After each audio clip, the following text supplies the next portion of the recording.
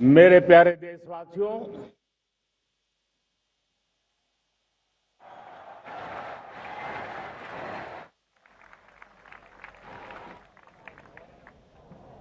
आजादी का ये महापर्व 140 करोड़ संकल्पों का पर्व है। आजादी का ये पर्व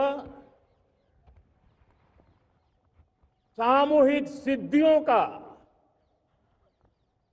गौरव का पल है। हर हृदय उमंग से भरा हुआ है। देश एकता की भावना को निरंतर मजबूती दे रहा है। 140 करोड़ देशवासी आज तिरंगे के रंग में रंगे हैं। हर घर तिरंगा, भारत के हर कोने से, चाहे रेगिस्तान हो या हिमालय की चोटियां, समंदर के तट हो या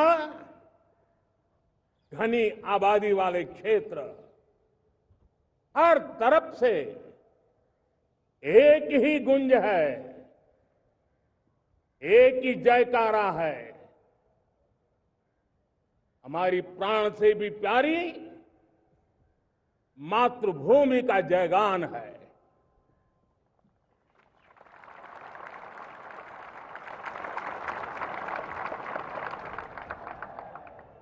मेरे प्यारे देशवासियों, सन 47 में अनंत संभावनाओं के साथ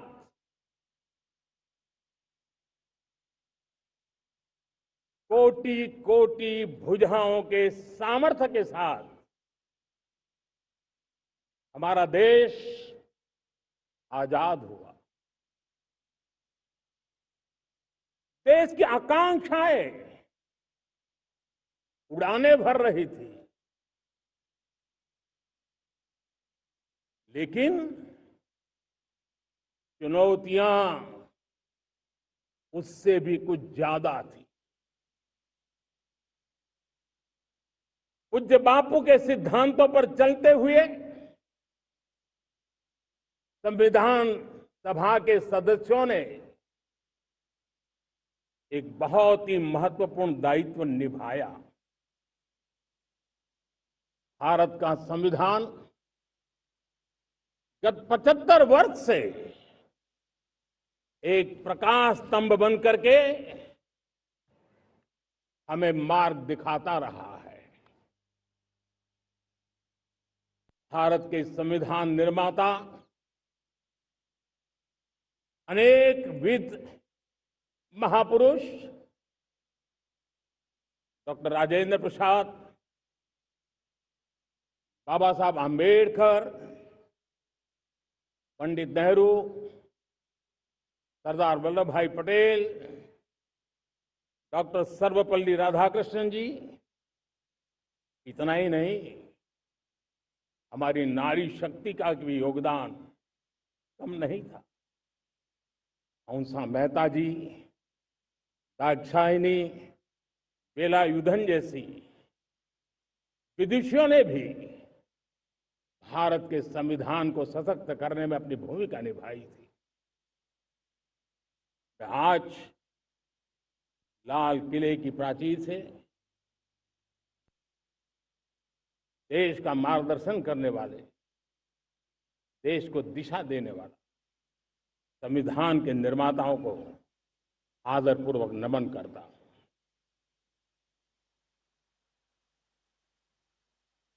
मेरे प्यारे देशवासियों, हम आज डॉक्टर श्यामा प्रसाद मुखर्जी की 125वीं जयंती भी मना रहे हैं। डॉक्टर श्यामा प्रसाद मुखर्जी भारत के संविधान के लिए बलिदान देने वाले देश के पहले महापुरुष थे। संविधान के लिए बलिदान, धारा 370 की दीवार गिराकर एक देश एक संविधान के मंत्र को जब हमने साकार किया तो हमने डॉक्टर श्यामा प्रसाद मुखर्जी को सच्ची श्रद्धांजलि दी। लाल किले पर आज कई विशेष महानुभाव उपस्थित हैं।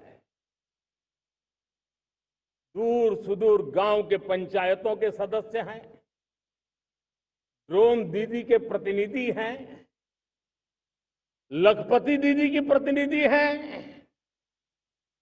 खेल जगत से जुड़े लोग हैं, राष्ट्र जीवन में कुछ न कुछ देने वाले यहां महानुभाव उपस्थित हैं। एक प्रकार से यहां मेरी आंखों के सामने मैं लघु भारत के दर्शन कर रहा हूं और टेक्नोलॉजी के माध्यम से विशाल भारत के साथ भी आज लाल किला जुड़ा हुआ है। मैं आजादी के इस महापर्व पर देशवासियों का, विश्व भर में फैलाए हुए भारत प्रेमियों का, हमारे मित्रों का हृदय से बहुत बहुत अभिनंदन करता हूं। साथियों, प्रकृति हम सब की परीक्षा ले रही है।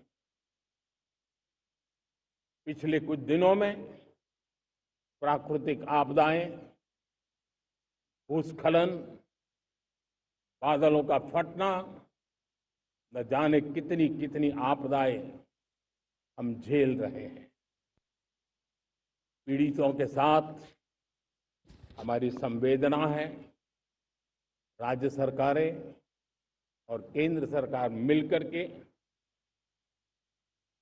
बचाव के काम, राहत के काम, पुनर्वसन के काम में पूरी शक्ति से जुटे हुए हैं। साथियों, आज 15 अगस्त का एक विशेष महत्व भी मैं देख रहा। मुझे बहुत गर्व हो रहा है।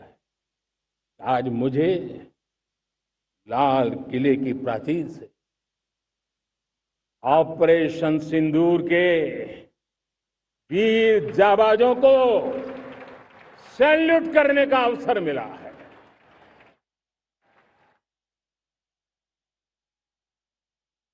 हमारे वीर जाबाज सैनिकों ने दुश्मनों को उनकी कल्पना से परे सजा दी है।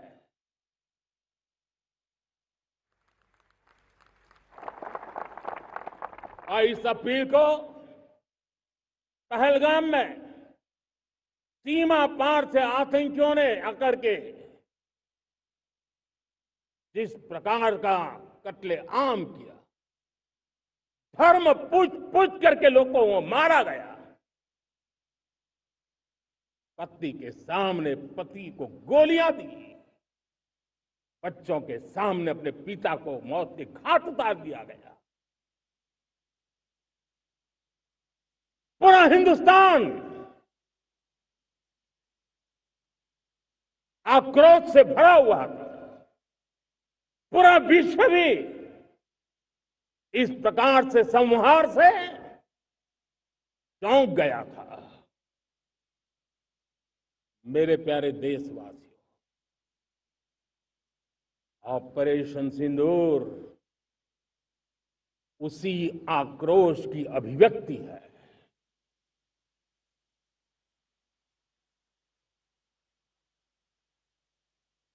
22 तारीख के बाद हमने हमारे सेना को खुली छूट दे दी। रणनीति वो तय करे, लक्ष्य वो तय करे, समय भी वो चुने और हमारी सेना ने वो करके दिखाया। जो कई दशकों तक कभी हुआ नहीं था। सैकड़ों किलोमीटर दुश्मन की धरती पर घुस करके आतंकी हेडक्वार्टर्स को मिट्टी में मिला दिया,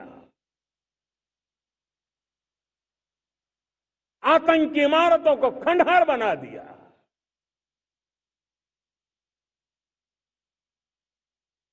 पाकिस्तान की नींद अभी भी उड़ी हुई है।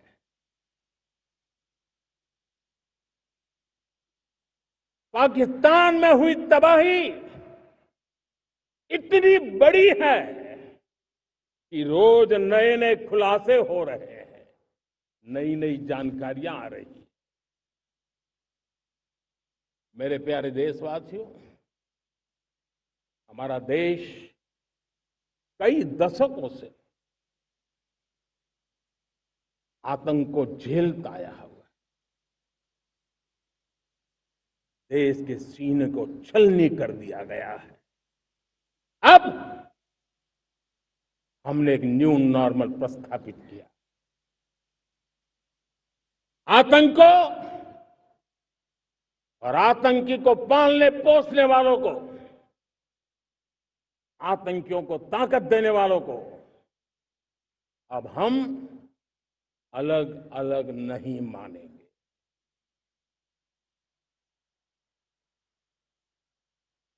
वो मानवता के समान दुश्मन है, उनके बीच कोई फर्क नहीं है। अब भारत ने तय कर लिया है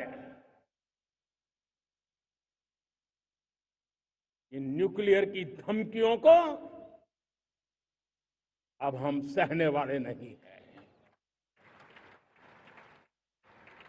न्यूक्लियर ब्लैकमेल लंबे अरसे से चलाया, अब वो ब्लैकमेल नहीं सहा जाएगा।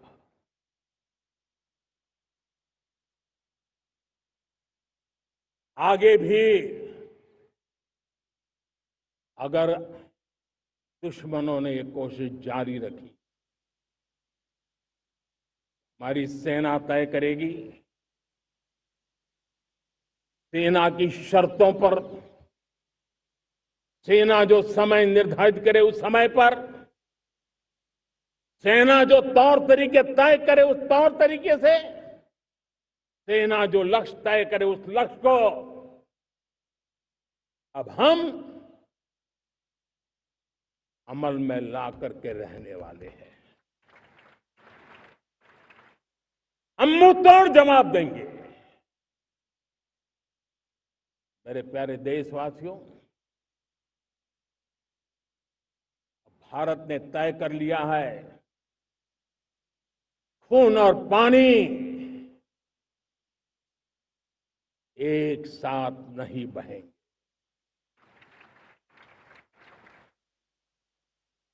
अब देशवासियों को भली भांति पता चला है कि सिंधु का समझौता कितना अन्यायपूर्ण है, कितना एक तरफा है। भारत से निकलती नदियों का पानी दुश्मनों के खेत को सींच रहा है और मेरे देश के किसान, मेरे देश की धरती पानी के बिना प्यासी है।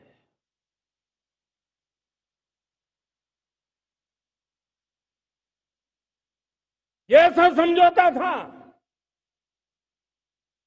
जिसने पिछले 7 दशक से मेरे देश के किसानों का अकल्पनीय नुकसान किया है।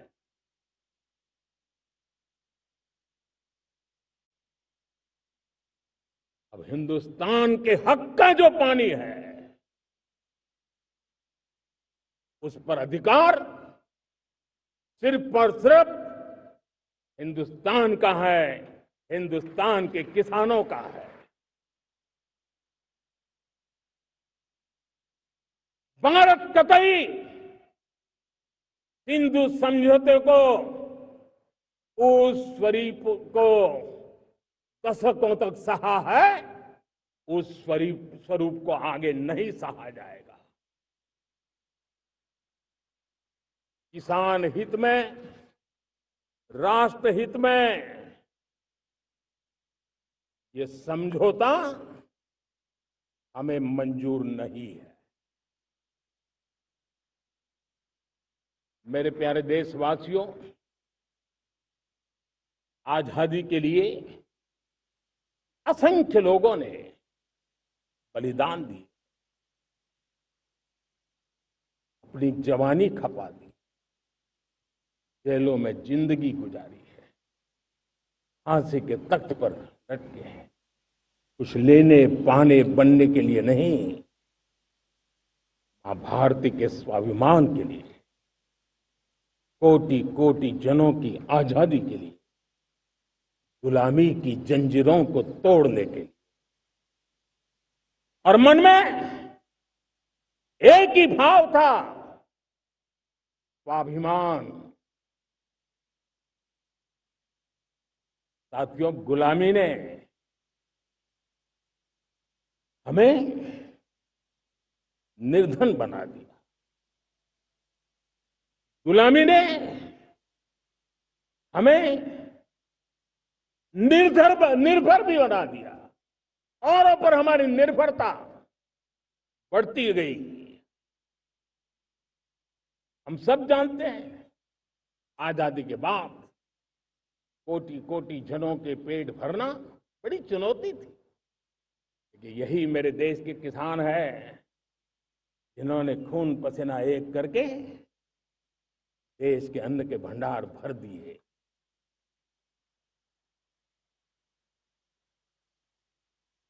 अनाज के संबंध में देश को आत्मनिर्भर बना दिया। एक राष्ट्र के लिए आत्मसम्मान की सबसे बड़ी कसौटी आज भी उसकी आत्मनिर्भरता है। और मेरे प्यारे देशवासियों, विकसित भारत का आधार भी है आत्मनिर्भर भारत।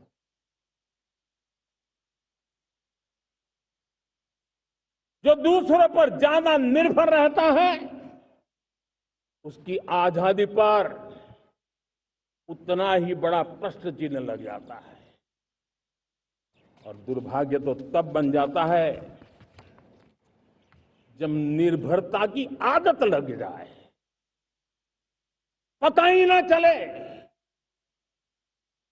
हम कब आत्मनिर्भरता छोड़ रहे हैं और कब किसी के निर्भर हो जाते हैं।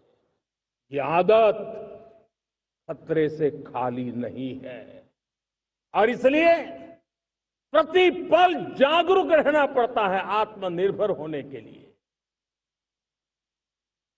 और मेरे प्यारे देशवासियों, आत्मनिर्भरता का नाता सिर्फ आयात और निर्यात, रुपये, पैसे, पाउंड, डॉलर यहां तक सीमित नहीं है।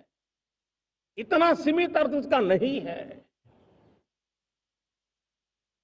आत्मनिर्भरता का नाता हमारे सामर्थ्य से जुड़ा हुआ है।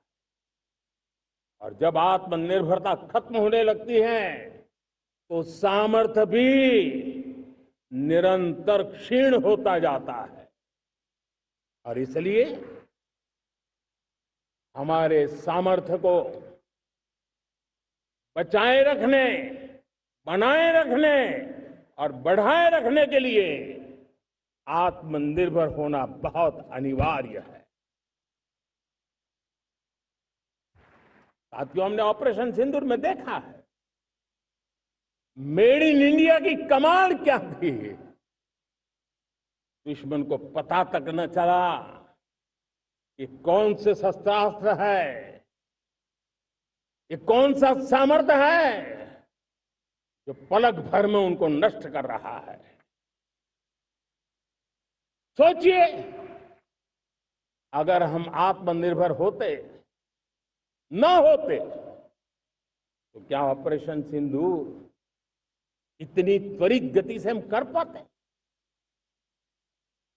पता नहीं कौन सप्लाई देगा नहीं देगा, साजो सामान मिलेगा नहीं मिलेगा, इसी की चिंता बनी रहती। लेकिन हमें मेड इन इंडिया की शक्ति हमारे हाथ में थी, सेना के हाथ में थी। इसलिए बिना चिंता, बिना रुकावट, बिना हिचकिचाहट हमारी सेना अपना पराक्रम करती रही। और ये पिछले 10 साल से लगातार डिफेंस के क्षेत्र में आत्मनिर्भरता पर हम एक मिशन लेकर के चले हैं, उसके नतीजे आज नजर आ रहे हैं। साथियों, मैं एक और विषय पर आपका ध्यान आकर्षित करना चाहता हूं। ये बात से कोई इनकार नहीं कर सकता कि 21वीं सदी टेक्नोलॉजी ड्रिवन सेंचुरी है। और जब टेक्नोलॉजी ड्रिवन है और इतिहास की तरफ नजर करें तो पता है, इतिहास गवाह है, जिन जिन देशों ने टेक्नोलॉजी में महारत हासिल की, वो देश विकास की ऊंचाइयों को पार कर गए, शिखर पर पहुंच गए। आर्थिक शक्ति नए पैमाने पर पहुंचती गई। हम जब टेक्नोलॉजी के अलग अलग आयामों की बात करते हैं तो मैं आपका ध्यान आकर्षित करता हूं सेमीकंडक्टर्स पे। उदाहरण के तौर पे बताता हूं, मैं यहां लाल किले से किसी सरकार की आलोचना करने के लिए खड़ा नहीं हुआ और नहीं मैं करना चाहता, लेकिन देश की युवा पीढ़ी को जानकारी होना भी उतना जरूरी है। हमारे देश में 50-60 साल पहले सेमीकंडक्टर को लेकर के फाइलें शुरू हुई। 50-60 साल पहले फैक्ट्री का विचार चालू हुआ। आप मेरे नौजवानों जानकर के हैरान हो जाएंगे, आज सेमीकंडक्टर जो पूरी दुनिया की एक ताकत बन गया है, 50-60 साल पहले वो विचार, वो फाइलें अटक गई, लटक गई, अटक गई। सेमीकंडक्टर के विचार की ही भ्रूण हत्या हो गई। 50-60 साल गवा दिए। हमारे बाद कई देश सेमीकंडक्टर में आज महारत हासिल करके दुनिया में अपनी ताकत को प्रस्थापित कर रहे हैं। साथियों, आज हमने उस बोझ से मुक्त होकर के मिशन मोड में सेमीकंडक्टर के काम को आगे बढ़ाया। 6 अलग अलग सेमीकंडक्टर के यूनिट्स जमीन पर उतर रहे हैं। 4 नए यूनिट्स को हमने ऑलरेडी हरी झंडी दिखा दी है, ग्रीन सिग्नल दे दिया है। और देशवासियों और मेरे खास करके नौजवानों और विश्व भर में भारत की टेक्नोलॉजी की ताकत को समझने वाले लोगों को भी कहना चाहूंगा, इसी वर्ष के अंत तक मेड इन इंडिया, भारत की बनी हुई, भारत में बनी हुई, भारत के लोगों द्वारा बनी हुई मेड इन इंडिया चिप्स बाजार में आ जाएगी।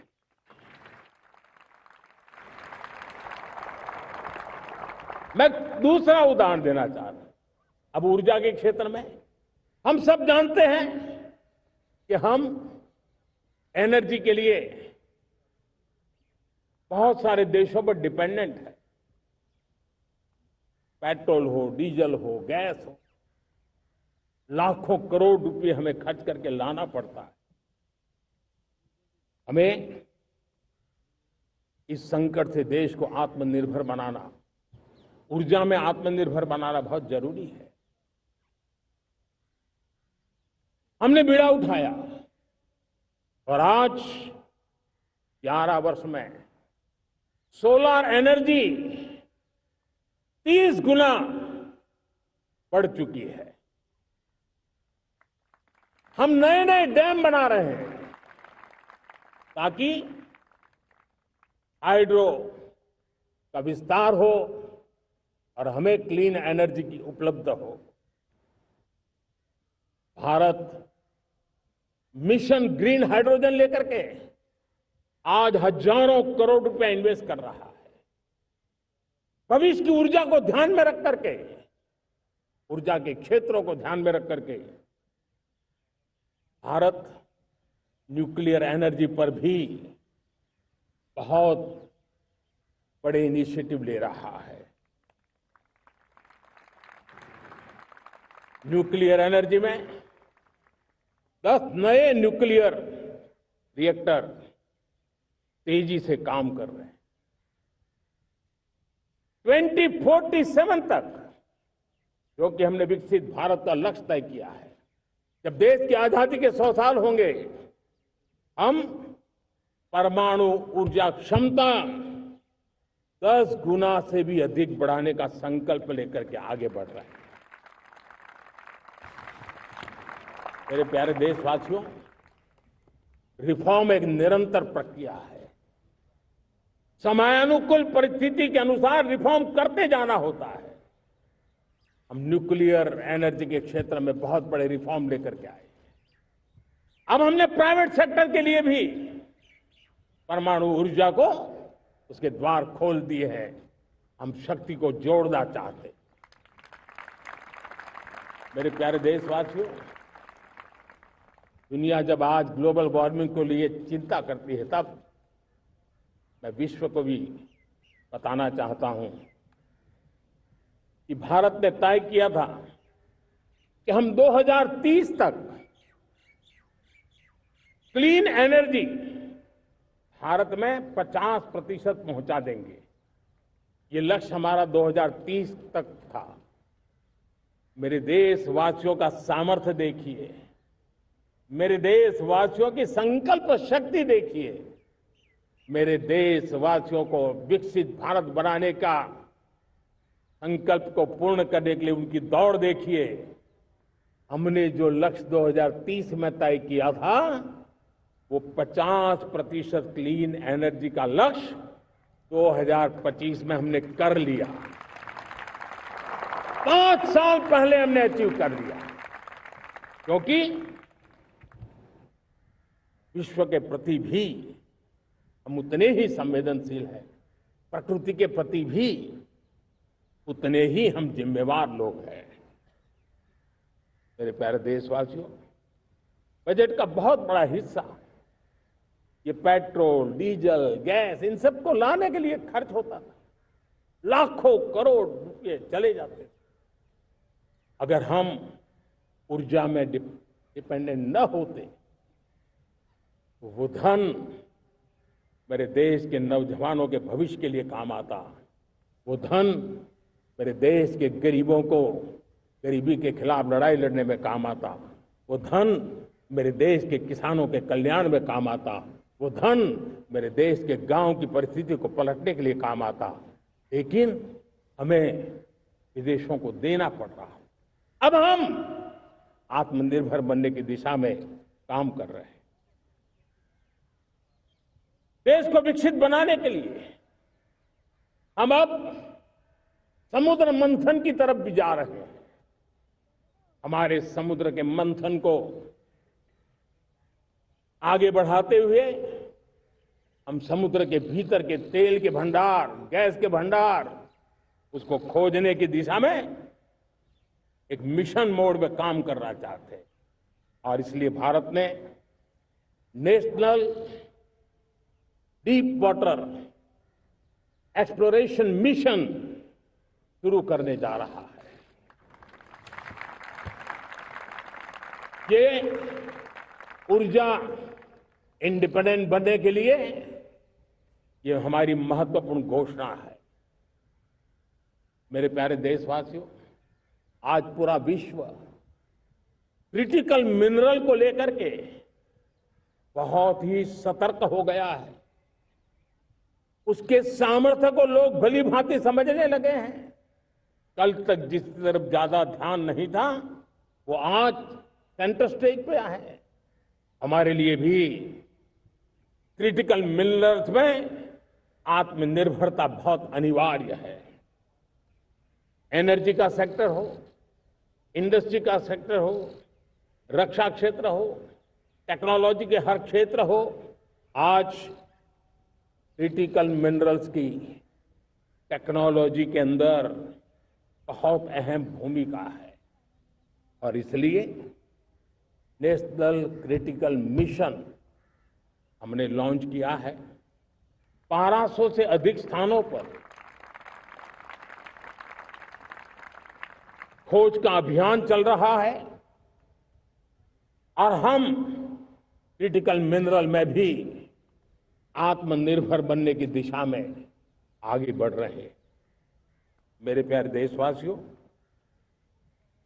स्पेस सेक्टर का कमाल तो हर देशवासी देख रहा, गर्व से भर जा रहा। और हमारे group captain Shubhanshu Shukla space station से लौट चुके हैं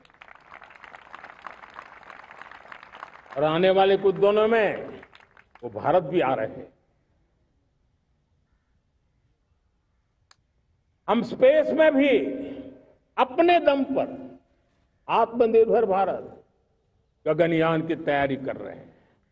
हम अपने बलबूते पर हमारा अपना स्पेस स्टेशन बनाने की दिशा में हम काम कर रहे हैं। और पिछले दिनों स्पेस में जो रिफॉर्म किए गए, मुझे बहुत गर्व हो रहा है। मेरे देश के 300 से ज्यादा स्टार्टअप्स आप सिर्फ और सिर्फ स्पेस सेक्टर में काम कर रहे हैं और उन 300 स्टार्टअप में हजारों नौजवान पूरे सामर्थ्य के साथ जुटे हैं।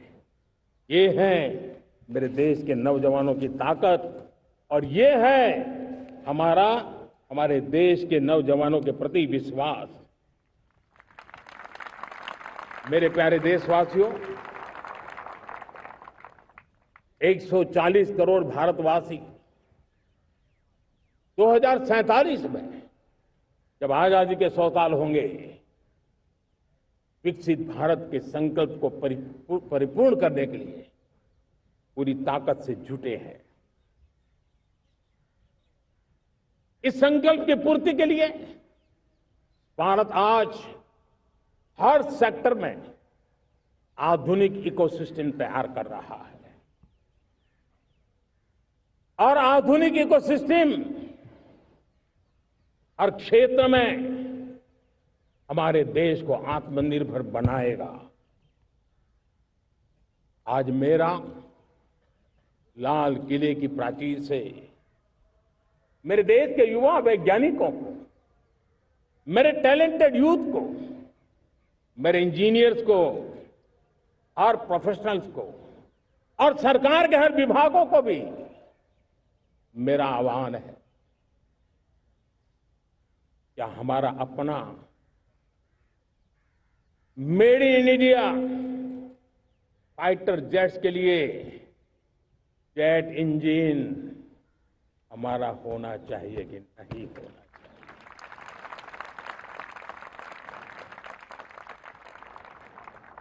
हम फार्मा ऑफ द वर्ल्ड माने जाते हैं। वैक्सीन में हम नए नए विक्रम स्थापित करते हैं, लेकिन क्या समय की मांग नहीं है? हम रिसर्च और डेवलपमेंट में और ताकत लगाएं, हमारे अपने पेटेंट हो, हमारी अपनी बनाई हुई मानव जात के कल्याण की सस्ते से सस्ती और सबसे कारगर नई नई दवाइयों की शोध हो, हर संकट में साइड इफेक्ट के बिना मानव जात के कल्याण में काम आए। बायो 3 पॉलिसी भारत सरकार ने बनाई है। मैं देश के नौजवानों को कहता हूं, आइए बायो 3 पॉलिसी का अध्ययन करके अब कदम उठाइए। देश का भाग्य बदलना है, आपका सहयोग चाहिए। मेरे प्यारे देशवासियों, आज आईटी का युग है, डेटा की ताकत है। क्या समय की मांग नहीं है? ऑपरेटिंग सिस्टम से लेकर के साइबर सुरक्षा तक, डीप टेक से लेकर के आर्टिफिशियल इंटेलिजेंस तक, सारी चीजें हमारी अपनी हो, इस पर हमारे ही लोगों का सामर्थ्य जुटा हुआ हो, उनकी सामर्थ्य शक्ति का विश्व को परिचय कराए। साथियों, आज दुनिया में सोशल मीडिया का हो, बाकी प्लेटफॉर्म का हो, दुनिया के प्लेटफॉर्म पर हम काम कर रहे हैं। दुनिया ने हमने दिखा दिया है, यूपीआई का हमारा प्लेटफॉर्म आज दुनिया को अजोबा कर रहा है। हमारे में सामर्थ्य है। रियल टाइम ट्रांजैक्शन में 50% अकेला भारत यूपीआई के माध्यम से करता है। इसका मतलब की ताकत है। क्रिएटिव वर्ल्ड हो, सोशल मीडिया हो, ये जितने भी प्लेटफॉर्म्स हैं, मेरे देश के नौजवानों में चुनौती करता हूं आपको, आइए हमारे अपने प्लेटफॉर्म क्यों ना हो, हम क्यों दूसरों पर निर्भर रहे, क्यों भारत का धन बाहर जाए। और मुझे आपके सामर्थ्य पर भरोसा है। मेरे प्यारे देशवासी, जैसे ऊर्जा के क्षेत्र में हम डिपेंडेंट हैं, वैसा ही देश का दुर्भाग्य है कि फर्टिलाइजर, उसमें भी हमें दुनिया पर निर्भर रहना पड़ता है। मेरे देश के किसान भी फर्टिलाइजर का सही उपयोग कर करके धरती माता की सेवा कर सकते हैं। अनाप शनाप उपयोग से भी धरती मां को बहुत नुकसान पहुंचा रहे हैं। लेकिन साथ साथ मैं देश के नौजवानों को कहना चाहता हूं, देश के उद्योग जगत को कहना चाहता हूं, देश के प्राइवेट सेक्टर को कहना चाहता हूं, आइए हम फर्टिलाइजर के भंडार भर दें, हम नए नए तौर तरीके खोजें और भारत की आवश्यकता के अनुसार हम अपना फर्टिलाइजर तैयार करें। हम औरों पर निर्भर न रहे। साथियों, आने वाला युग ईवी का है। अब ईवी बैटरी क्या हम नहीं बनाएंगे? हम निर्भर रहेंगे? सोलर पैनल की बात हो, इलेक्ट्रिक व्हीकल्स के लिए जिन जिन चीजों की आवश्यकताएं हैं, वो हमारी अपनी होनी चाहिए। साथियों, मैं ये इसलिए कहने की हिम्मत करता हूं, क्यों? क्योंकि मुझे देश के नौजवानों के सामर्थ्य पर भरोसा है। और भरोसा सिर्फ वो मेरे देश के नौजवान है इतने मात्र से नहीं है। कोविड के समय हम बहुत सारी चीजों पर निर्भर थे। तो मेरे देश के नौजवानों को कहा गया कि वैक्सीन हमारी अपनी चाहिए, देश ने करके दिखाया। कोविन प्लेटफॉर्म हमारा अपना होना चाहिए, देश ने करके दिखाया। करोड़ों करोड़ों लोगों की जिंदगी बचाने का काम हमने किया है। वही स्पिरिट, वही जज्बा हमें जीवन के हर क्षेत्र में आत्मनिर्भर बनने के लिए अपना सब कुछ देना है। अपना जो बेस्ट है वो हमें दे करके रहना है। साथियों, पिछले 11 साल में एंटरप्रेन्योरशिप, उद्यमशीलता को बहुत बड़ी ताकत मिली। आज लाखों स्टार्टअप्स टियर 2, टियर 3 सिटी में देश की अर्थशक्ति को, देश के इनोवेशन को ताकत दे रहे हैं। उसी प्रकार से मुद्रा योजना से हमारे देश के करोड़ों नौजवान, उसमें भी हमारी बेटियां, करोड़ों करोड़ों लोग मुद्रा से लोन लेकर के अपना खुद का कारोबार कर रहे हैं। खुद तो अपने पैरों पर खड़े हुए हैं, लेकिन औरों को भी पैरों पर खड़े रहने की ताकत देते हैं। वे भी एक प्रकार से हर व्यक्ति को आत्मनिर्भर बनाने का अवसर दे रही है। मेरे साथियों, विमेन सेल्फ हेल्प ग्रुप, किसी का ध्यान नहीं था। पिछले 10 साल में विमेन सेल्फ हेल्प ग्रुप ने कमाल करके दिखाया। आज उनके प्रोडक्ट दुनिया के बाजार में जाने लगे हैं। लाखों करोड़ों का कारोबार हमारे विमेन सेल्फ हेल्प ग्रुप करते हैं। मैंने एक बार मन की बात में खिलौने की बात कही थी। हम करोड़ों करोड़ रुपए में खिलौने विदेश से लाते थे। मैंने ऐसे ही मन की बात में कहा, करे मेरे देश के नौजवानों, ऐसा भी करें नहीं क्या, किलो भी बाहर जाएंगे। और आज मैं गर्व से कहता हूं कि मेरा देश खिलौने एक्सपोर्ट करने लग गया है। यानी देश के सामर्थ्य को हर प्रकार के अवसर मिले, हर रुकावटों से मुक्ति मिले, उसको सर्वाधिक करने के लिए प्रेरित किया जाए। देश कर सकता है। मैं देश के युवाओं से कहता हूं, आइए आप इनोवेटिव आइडियाज लेकर के, आपके आइडियाज को मरने मत देना दोस्तों। आज का आपका आइडिया हो सकता है आने वाली पीढ़ी का भविष्य बना सकता है।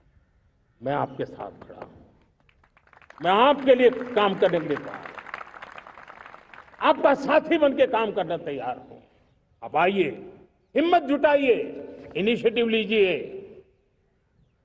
जो युवा मैन्युफैक्चरिंग के बारे में सोचते हैं, आइए आगे बढ़िए। सरकार के नियमों में बदलाव करना है, मुझे बताइए। अब देश रुकना नहीं चाहता है। 2047 दूर नहीं है, एक एक पल की कीमत है और हम एक भी पल गंवाना नहीं चाहते दोस्तों।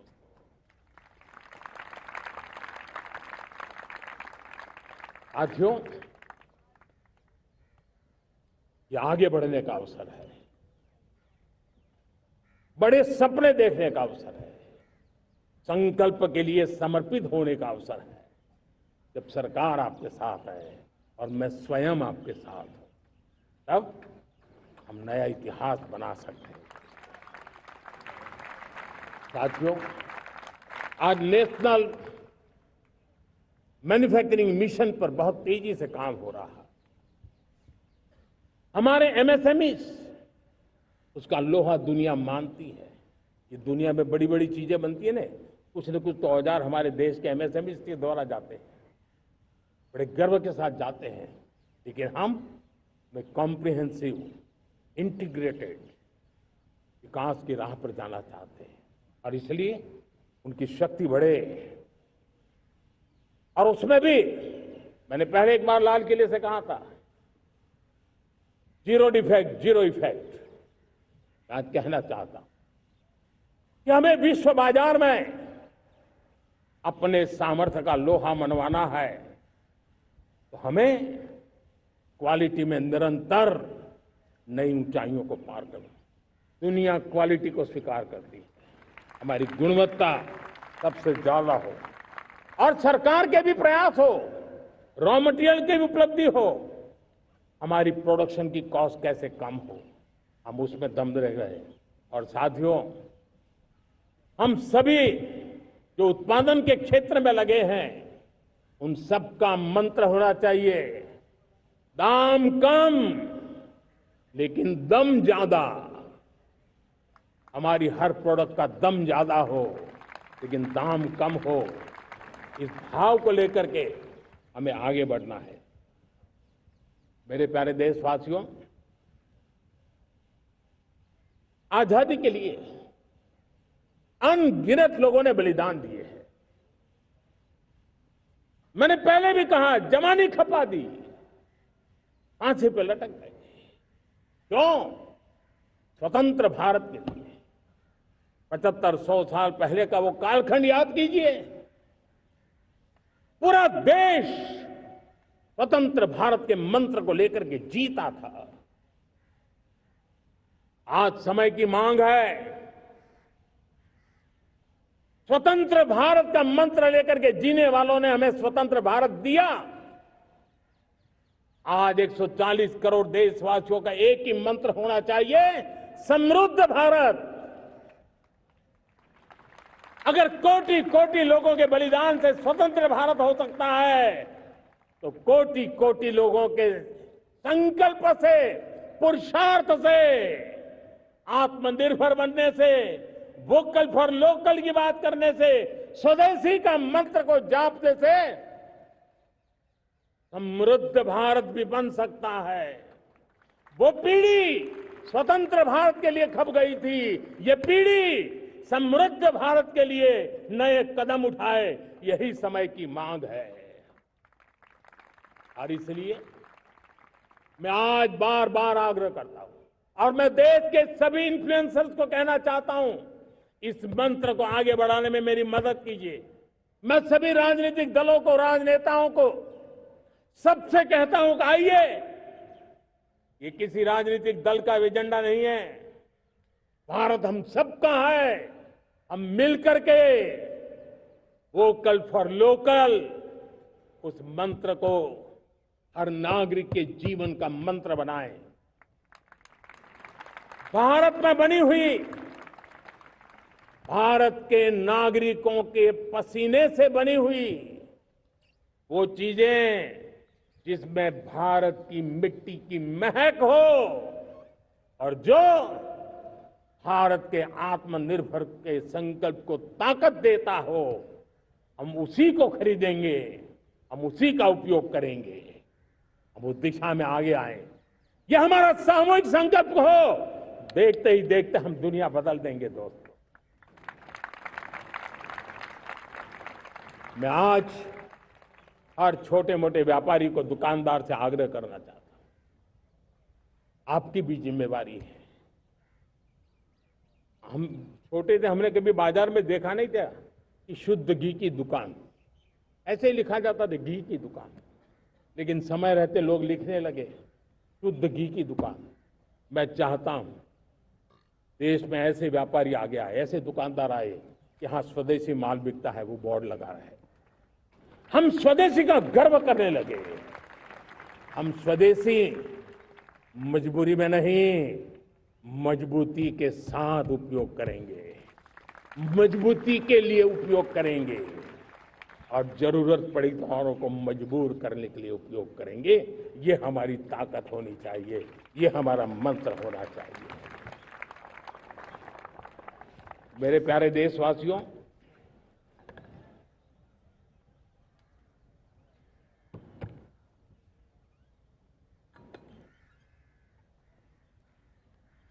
मुझे बहुत लंबे समय से सरकार में काम करने का अवसर मिला है। मैंने कई सारे उतार चढ़ाव देखे हैं। सरकारों की मुसीबतों से भी मैं परिचित हूं, व्यवस्थाओं की मर्यादाओं से भी परिचित हूं। लेकिन उसके बावजूद भी हमारी जिम्मेवारी है कि हम किसी की लकीर को छोटी करने में अपनी ताकत बर्बाद न करें। मैं बड़े अनुभव से कहता हूं, किसी दूसरे की लकीर छोटी करने के लिए अपनी ऊर्जा हमें नहीं खपानी है। हमें पूरी ऊर्जा के साथ हमारी लकीर को लंबा करना है।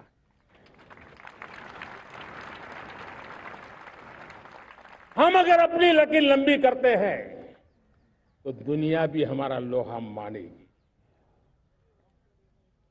आज जब वैश्विक परिस्थितियों में आर्थिक स्वार्थ दिनों दिन बढ़ रहा है, तब समय की मांग है कि हम उन संकटों के रोते बैठने की जरूरत नहीं है। हिम्मत के साथ हम अपनी लकीर को लंबी करें। और मैं 25 साल के शासन के अनुभव से कह सकता हूं, अगर ये रास्ता हमने चुन लिया, हर किसी ने चुन लिया, तो फिर कोई स्वार्थ हमें अपनी चंगुल में नहीं फंसा सकता है। मेरे प्यारे देशवासियों, बीता दशक रिफॉर्म, परफॉर्म, ट्रांसफॉर्म कर रहा है। लेकिन अब हमें और नई ताकत से जुड़ना है।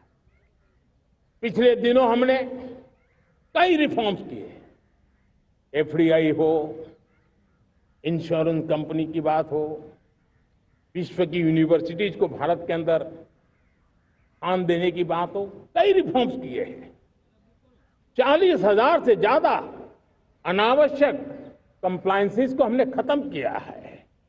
इतना ही नहीं, 1500 से अधिक पुराने कानून जो बाबा आदम के जमाने के थे, उन सबको हमने खत्म कर दिया है। हमने दर्जनों कानूनों को सरल करने के लिए संसद में जाकर के जनता के हितों को सर्वोपरि रख करके बदलाव किए हैं। इस बार भी हो हल्ला के बीच लोगों तक बात पहुंची नहीं होगी, लेकिन एक बहुत बड़ा रिफॉर्म इनकम टैक्स एक्ट में हुआ है। करीब 280 से ज्यादा धाराएं हमने समाप्त करने का निर्णय किया है। और साथियों, सिर्फ आर्थिक मोर्चे पर ही रिफॉर्म नहीं, हमने नागरिक के जीवन को भी आसान बनाने के लिए रिफॉर्म किए। इनकम टैक्स रिफंड की बात हो, रिफॉर्म का परिणाम है। फेसलेस असेसमेंट की बात हो, रिफॉर्म का परिणाम है। 12 लाख तक आज इनकम टैक्स से मुक्ति दे देना, देश का जो भविष्य बनाने में उत्सुक है, ऐसा मेरा मध्यम वर्ग का परिवार आज पुला नहीं समा रहा है। कभी किसी ने सोचा नहीं था कि 12 लाख रुपए तक का इनकम टैक्स पर जीरो कर दिया जाएगा। आज कर लिया है। जब देश का सामर्थ्य बढ़ता है तो देशवासियों को लाभ मिलता है। अंग्रेजों के जमाने से दंड संहिता में हम दबे पड़े थे, दंड का भय दिखा करके जीवन चल रहा था। 75 साल आजादी के ऐसे ही गए। हमने दंड संहिता को खत्म कर दिया, न्याय संहिता को ले आए हैं। न्याय संहिता में भारत के नागरिक के प्रति विश्वास का भाव है, भारत के नागरिक के अंदर अपनेपन का भाव है, संवेदनशीलताओं से भरा हुआ है। हमने रिफॉर्म की यात्रा को तेज करने के लिए बीड़ा उठाया। हम बहुत तेजी से आगे बढ़ना चाहते हैं। मैं चाहता हूं देशवासियों, देश के लिए कर रहा हूं, मैं मेरे लिए नहीं कर रहा हूं, किसी का बुरा करने के लिए नहीं कर रहा हूं। मेरे राजनीतिक दल, मेरे प्रतिस्पर्धी साथी भी देश की उज्जवल भविष्य के लिए आगे आए, हमारा साथ दें। स्ट्रक्चरल रिफॉर्म्स की बात हो, रेगुलेटरी रिफॉर्म्स की बात हो, पॉलिसी रिफॉर्म की चर्चा हो, प्रोसेस रिफॉर्म की चर्चा हो, प्रोसीड्यूरल रिफॉर्म्स करने की जरूरत हो, हर प्रकार के रिफॉर्म्स ये आज हमने मकसद बना करके चले हैं। और मेरे प्यारे देशवासियों, नेक्स्ट जनरेशन रिफॉर्म्स के लिए हमने एक टास्क फोर्स गठित करने का निर्णय किया है। ये टास्क फोर्स समय सीमा में इस काम को पूरा करे, वर्तमान नियम, कानून, नीतियां, रीतियां 21वीं सदी के अनुकूल, वैश्विक वातावरण में अनुकूल और भारत को 2047 में विकसित राष्ट्र बनाने के संदर्भ में नए सिरे से तैयार हो और उसका समय सीमा में अपना कार्य पूरा करने के लिए इस टास्क फोर्स की रचना की है। साथियों, ये रिफॉर्म के कारण जो नए लोग अपना भविष्य बनाने चाहते हैं उनको तो हिम्मत मिलेगी। हमारे स्टार्टअप्स हो, हमारे लघु उद्योग हो, हमारे गृह उद्योग हो, उन लोग उद्यमियों को उनकी कंप्लायंस कॉस्ट बहुत कम हो जाएगी और उसके कारण उनको एक नई ताकत मिलेगी। जो एक्सपोर्ट की दुनिया में उनको लॉजिस्टिक सपोर्ट के कारण, व्यवस्थाओं में बदलाव के कारण उनको एक बहुत बड़ी ताकत मिलेगी। साथियों, ऐसे ऐसे कानून है हमारे देश में, छोटी छोटी चीजों के लिए जेल में डालने के कानून है। आप हैरान हो जाएंगे, किसी ने नजर नहीं दौड़ाई। मैं पीछे लगा हूं, ये मेरे देश के नागरिकों को जेल में बंद करने वाले जो अनावश्यक कानून है वो खत्म होने चाहिए। हम संसद में पहले भी बिल लाए थे, इस बार भी लेके आए हैं। साथियों, इस दिवाली में आपकी डबल दिवाली का काम मैं करने वाला हूं। इस दिवाली में आपको एक बहुत बड़ा तोहफा देशवासियों को मिलने वाला है। पिछले 8 साल से हमने जीएसटी का बहुत बड़ा रिफॉर्म किया। पूरे देश में टैक्स के बर्डन को कम किया, टैक्स की व्यवस्थाओं को सरल किया और 8 साल के बाद समय की मांग है कि हम एक बार उसको रिव्यू करें।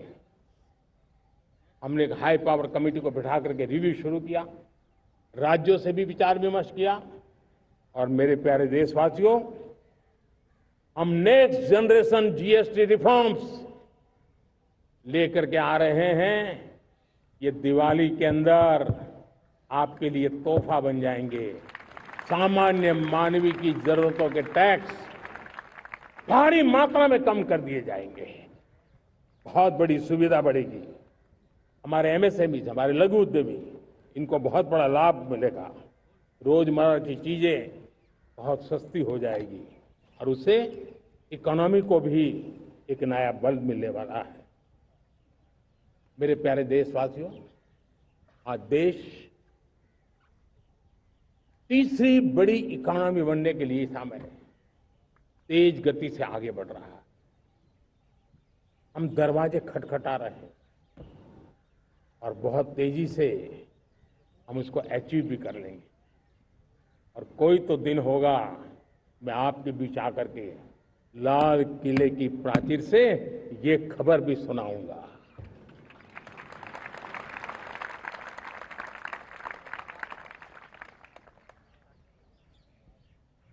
आज भारत की अर्थव्यवस्था और आर्थिक स्थिति को लेकर पूरी दुनिया आश्वस्त है। इतनी अस्थिरता के बीच आशा की किरण बना हुआ है भारत का फाइनेंशियल डिसिप्लिन, भारत की फाइनेंस की ऊर्जा। संकट के घेरे में जब अर्थव्यवस्था पड़ी हुई है, तब भारत ही उसे बाहर निकलेगा, ये भरोसा दुनिया में पनपा है। आज इन्फ्लेशन कंट्रोल में है, फॉरेन एक्सचेंज रिजर्व हमारे बहुत मजबूत है, हमारे मैक्रो इकोनॉमिक इंडिकेटर्स बहुत मजबूत है। ग्लोबल रेटिंग एजेंसी भी लगातार भारत की सराहना करती हैं, भारत की अर्थव्यवस्था पर ज्यादा से ज्यादा विश्वास व्यक्त कर रही है।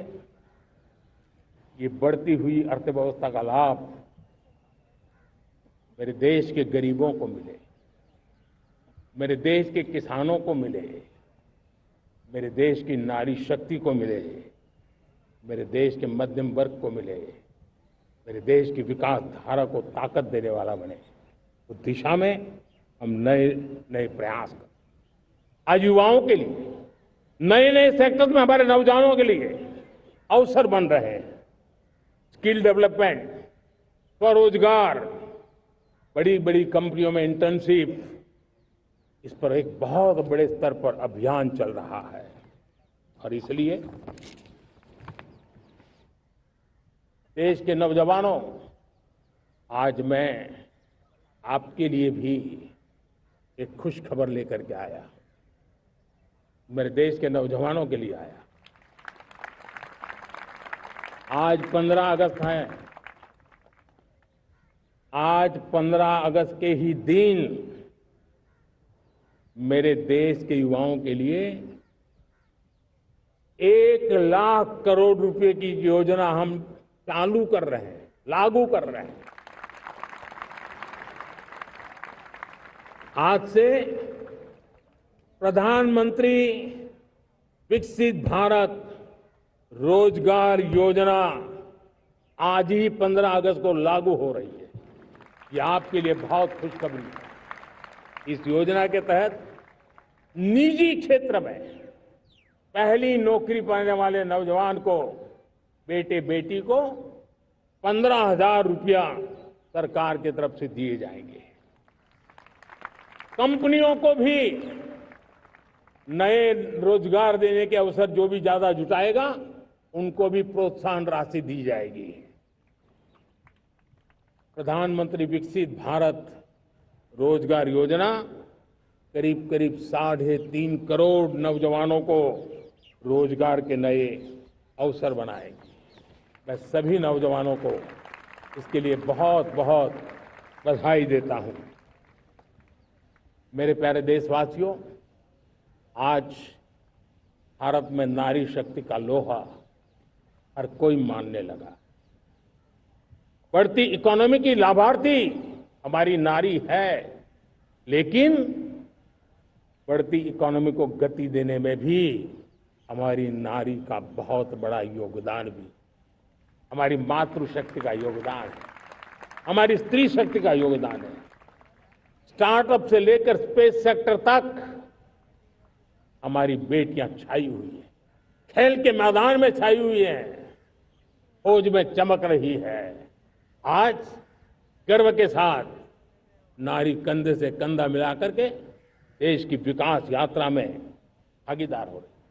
देश गर्व से भर गया जब एनडीए की विमेन कैडेट्स उनका पहला पास आउट हुआ था। पूरा देश गर्व से भर गया था। सारे टीवी चैनल उसी के पीछे लगे हुए थे। कितने बड़े गौरव की पल थी।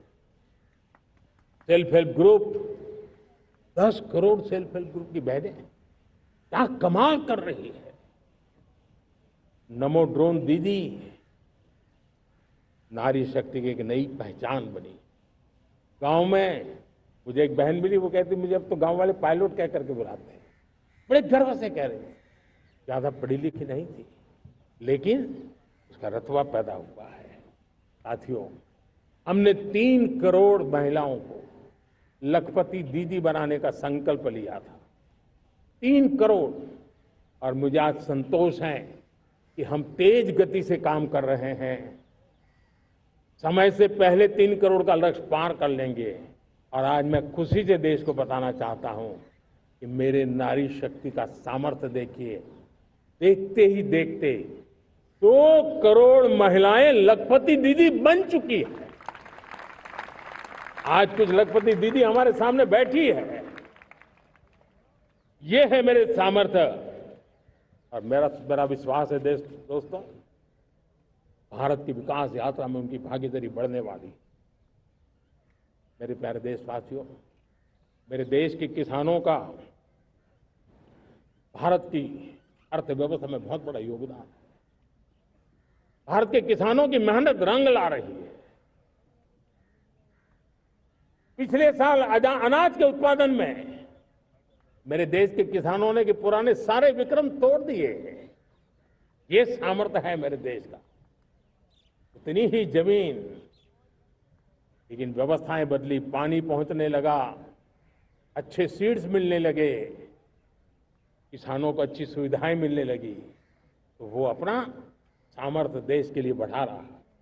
आज भारत दूध, दाल, जूट जैसे उत्पादन में नंबर 1 है दुनिया में। आज दुनिया का दूसरा सबसे बड़ा फिश प्रोड्यूसर, मेरे मछुआरा भाई बहनों की ताकत देखिए। फिश प्रोड्यूशन में दुनिया में हम दूसरे नंबर पर पहुंच चुके हैं। आज भारत चावल, गेहूं, फल और सब्जी के उत्पादन में भी दुनिया में दूसरे नंबर पर पहुंच चुका है। साथियों, आपको खुशी होगी, मेरे देश के किसान जो पैदावार देते हैं, आज वो उत्पादन दुनिया के बाजार में पहुंच रहा है। 4 लाख करोड़ रुपया एग्रो प्रोडक्ट का एक्सपोर्ट हुआ है। ये मेरे देश के किसानों ने भी ताकत दिखाई है। हम छोटे किसान हो, पशुपालक हो, मछुआरे हो, देश के विकास की अनेक योजनाओं का लाभ आज हम उन तक पहुंचा रहे हैं। पीएम किसान सम्मान निधि हो, रेन वाटर हार्वेस्टिंग हो, सिंचाई की योजनाएं हो, क्वालिटी सीड्स हो, फर्टिलाइजर की आवश्यकता हो, हर क्षेत्र में आज और किसान को एक भरोसा हो गया है फसल बीमा का। वो साहसिक बना रहा, उसका परिणाम भी देश को मिल रहा है। जो पहले कल्पना की बात थी आज हकीकत बन गई है। देशवासियों, हमारे देश के पशुधन को बचाने के हमें कोविड की वैक्सीन मुफ्त में मिली, वो तो याद है, लेकिन हम पशुधन के लिए भी अब तक 125 डोज मुफ्त में पशुओं को लगा चुके हैं। फूट एंड माउथ डिसीज से मुक्ति पाने के लिए, जो हमारा यहाँ उत्तर भारत में उसे खुरपका मुंहपका बीमारी कहते हैं, उसे बचाने के लिए 125 करोड़ डोज हम लगा चुके हैं और मुफ्त में लगा चुके हैं। हम खेती के मामले में देश के वो जिले जहां के किसान औरों से पीछे रह गए, किसी न किसी कारण से 100 जिले ऐसे हैं जहां अपेक्षाकृत कम खेती है, और इसलिए हमने 100 जिले आइडेंटिफाई किए हैं पूरे देश में से, और वहां के किसानों को एम्पावर करना, किसानों को शक्ति देना, किसानों को मदद करने का एक अभियान चलाया है। और इसके लिए पीएम धन धान्य कृषि योजना का आरंभ किया है। पीएम धन धान्य कृषि योजना वो देश के 100 जिले जहां थोड़ी सी भी मदद कर देंगे तो वहां का किसान भी भारत के अन्य किसानों की बराबरी कर देगा। मेरे प्यारे देशवासियों, भारत के किसान, भारत के पशुपालक, भारत के मछुआरे, ये हमारी सबसे बड़ी प्राथमिकता है। भारत के किसान, भारत के मछुआरे, भारत के पशुपालक, उनसे जुड़ी किसी भी अहितकारी नीति के आगे मोदी दीवार बन के खड़ा है।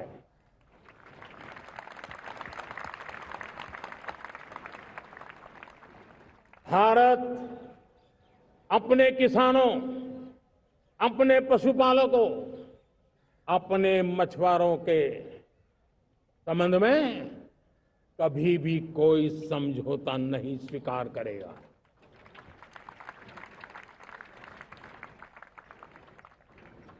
प्यारे देशवासियों, गरीबी क्या होती है मुझे किताबों में पढ़ना नहीं पड़ा है, मैं जानता, सरकार में भी रहा हूं, और इसलिए मेरी कोशिश रही है कि सरकार फाइलों में नहीं होनी चाहिए।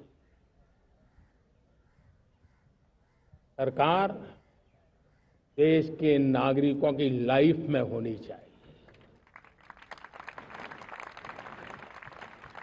दलित हो, पीड़ित हो, शोषित हो, वंचित हो, उनके लिए सकारात्मक रूप से सरकारें प्रोएक्टिव हो, सरकारें प्रो पीपल हो, उस दिशा में हम निरंतर प्रयास कर रहे हैं। समाज के हर जरूरत व्यक्ति के लिए, कुछ लोगों को लगता है कि सरकार की योजनाएं पहले भी आती थी, जी नहीं, हम सरकार की योजनाओं को जमीन पर उतार रहे हैं, सैचुरेशन पर बल देते हैं, और सामाजिक न्याय का अगर कोई सच्चा एजुकेशन है तो सैचुरेशन में है, जिसमें कोई हकदार छूटे नहीं, हकदार के घर तक सरकार जाए और उसे अपना हक की चीजें मिले, उसके लिए हम काम कर रहे हैं। जनधन अकाउंट जब खोले गए ना, वो सिर्फ बैंक का अकाउंट था ऐसा नहीं है, उसे एक स्वाभिमान मिला था कि बैंक के दरवाजे मेरे लिए भी खुलते हैं, मैं भी बैंक के दरवाजे में जाकर के टेबल पे हाथ रख करके बात कर सकता हूं। यह विश्वास हमने जगाया है। आयुष्मान भारत ने बीमारी को सहने की आदत से मुक्ति दिलाने का और उनको अच्छे स्वास्थ्य के लिए मदद करने का काम और जब हम वरिष्ठ नागरिकों को 5 लाख रुपए से ज्यादा मदद कर करके उनके आरोग्य की चिंता करते हैं, आज पीएम आवास 4 करोड़ गरीबों को घर मिलना मतलब जिंदगी के नए सपने वहां सजते हैं। वो सिर्फ 4 दीवारें नहीं है दोस्तों। रेहड़ी पटरी वालों के लिए पीएम स्वनिधि योजना, जो कभी ब्याज के चक्कर में फंसा रहता था, आज पीएम स्वनिधि से रेहड़ी पटरी वाला भी, और आपने देखा वो यूपीआई से पैसे लेता है, यूपीआई से पैसे देता है। ये बदलाव आखिरी व्यक्ति तक चिंता लोगों की लाइफ में सरकार होनी चाहिए। उसी के कारण ये जमीन से जुड़ी योजनाएं बनती हैं और जमीन से जुड़ी योजनाएं जमीन पर उतरती हैं और जमीन से उतरी हुई योजनाएं जीवन में बदलाव लाने का एक सशक्त माध्यम बन जाती हैं। एक समय था गरीब हो, पीड़ित हो, आदिवासी, वंचित हो, दिव्यांग हो, हमारी विधवा माताएं बहनें हो, अपने हक के लिए दर दर भटकते रहते थे। सरकारी दफ्तरों में चक्कर लगाते लगाते जिंदगी पूरी हो जाती। आज सरकार आपके दरवाजे पर आती है, सैचुरेशन के अप्रोच को लेकर के आती है। करोड़ों लाभार्थियों को सरकारी योजनाओं का लाभ मिल रहा है। डायरेक्ट बेनिफिट ट्रांसफर एक बहुत बड़ा क्रांतिकारी काम हुआ है। साथियों, गरीबी हटाओ के नारे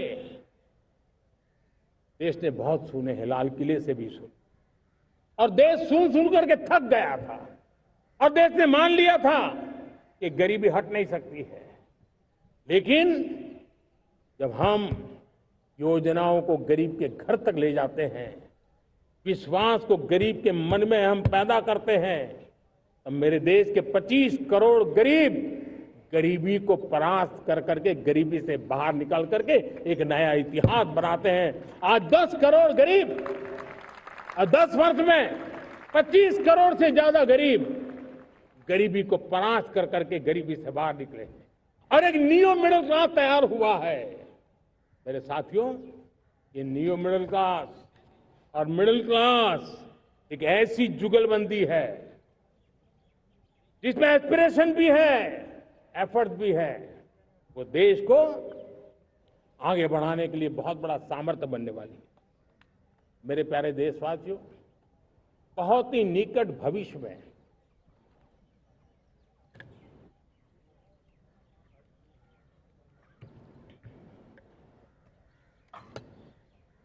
मेरे प्यारे देशवासियों, बहुत ही निकट भविष्य में महान समाज सुधारक महात्मा ज्योतिबा फुले जी की 200वीं जयंती आ रही है। हम उस जयंती के समारोह शुरू करने जा रहे हैं और महात्मा ज्योतिबा फुले के सिद्धांत, उन्होंने जो मंत्र दिए, उसमें हमारे लिए प्रेरणा है।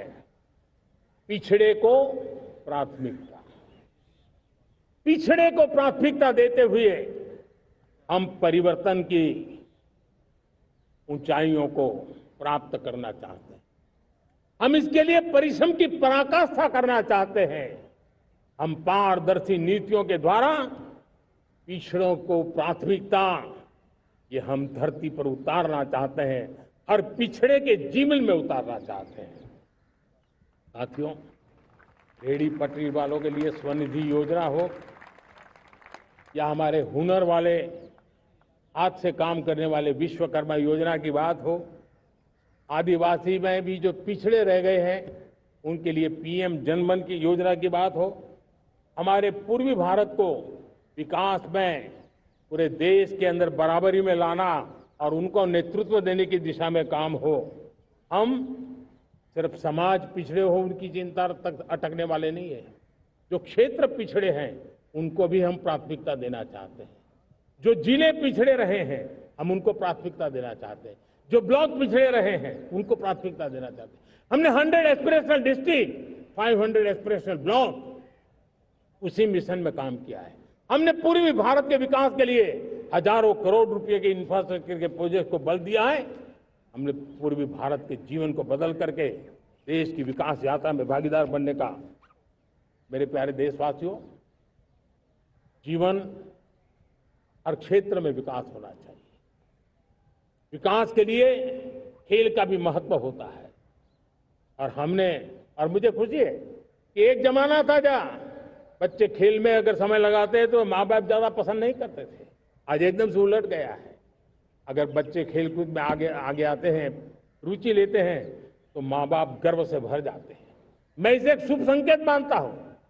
मेरे देश के परिवार के अंदर खेल को प्रोत्साहन का वातावरण मैं देखता हूं, मेरा मन गर्व से भर जाता है। मैं इसे देश के भविष्य के लिए बहुत शुभ संकेत मानता हूं। और साथियों, इस खेल को बढ़ावा देने के लिए हमने नेशनल स्पोर्ट्स पॉलिसी, कई दशकों के बाद हम देश में खेलो भारत नीति को लेकर के आए हैं, ताकि एक खेल जगत का सर्वांगीण विकास का प्रयास हो। स्कूल से लेकर के ओलंपिक तक हम एक पूरा इकोसिस्टम डेवलप करना चाहते हैं, चाहे कोचिंग की व्यवस्था हो, फिटनेस की बात हो, खेल के मैदान हो, खेल की व्यवस्थाएं हो, खेल के लिए आवश्यक साधन हो, लघु उद्योगों को भी खेल के साधन बनाने में मदद करने की बात हो। यानी एक प्रकार से पूरा इकोसिस्टम हम दूर दराज के बच्चों तक पहुंचाना चाहते हैं। लेकिन साथियों, जब मैं फिटनेस की बात करता हूं, जब मैं खेलकूद की बात करता हूं, तब मैं एक चिंता भी आपके सामने रखना चाहता हूं। हमारे देश के हर परिवार को चिंता करनी चाहिए। मोटापा हमारे देश के लिए बहुत बड़ा संकट बनता जा रहा है। आने वाले वर्षों में लोग, जो पंडित लोग हैं वो कहते हैं, जो जानकार लोग कहते हैं, हर तीसरे व्यक्ति में एक व्यक्ति मोटापे का शिकार होगा। हमें मोटापे से बचना है, ओबेसिटी से बचना है।